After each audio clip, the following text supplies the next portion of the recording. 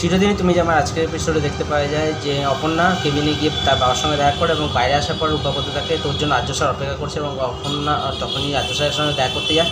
সেই সময় অপর্ণা বলতে থাকে আর্য স্যার আপনার কাছ থেকে না প্রতিটা টাকা আমি কিন্তু ফেরত দিয়ে দেবো, ভাববেন না একটা ঋণ শোধ করছি, আমি তো ইন্স্যুরেন্সের টাকা পাবো, সেই টাকাগুলো কিন্তু ফেরত দিয়ে দেবো। তখন আর্য বলতে থাকে সব ঋণ কি শোধ করা যায় অপর্ণা? এদিকে কিন্তু দেখা যায় যে বাড়ি থেকে চলে যাচ্ছিলো মানসী এবং সেই সময় কিন্তু দেখা যায় অর্ক এবং রাজলক্ষ্মী তাকে কোনো রকমে আটকে দেয় এবং তারপরে ফিরিয়ে নিয়ে যায়।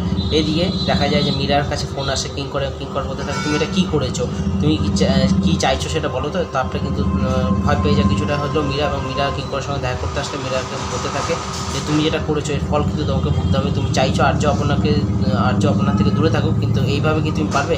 ঠান্ডা মাথায় সব কাজ করতে হয়। আমিও চাইছি আর্য থেকে অপর্ণাকে দূরে রাখতে, কিন্তু আমি এইভাবে কোনো কাজ করতে চাইছি না। তবে মীরা বলতে থাকে যে তাহলে কি আর্য সব বুঝে গেছে? তখন কিঙ্কর বলতে থাকে যতক্ষণ যেহেতু এতক্ষণ পর্যন্ত কিছু হয়নি তার মানে হয়তো আর্য কিছু জানে না। তারপরে সেখান থেকে কিঙ্কর চলে যায়। এইদিকে দেখতে পাওয়া যায় যে রুম্পা অপর্ণা মাকে সব কথা সত্যি বলে দেয় যে আর্য স্যারই কিন্তু টাকাটা দিয়েছে এবং তার জন্যই অপারেশনটা হয়েছে। তখন রুম্পাকে বলতে থাকে অপর্ণা মা যে তুই বলতে পারতিস আর্য স্যার ছিল, তাহলে আমি দেখা করে আসতে পারতাম।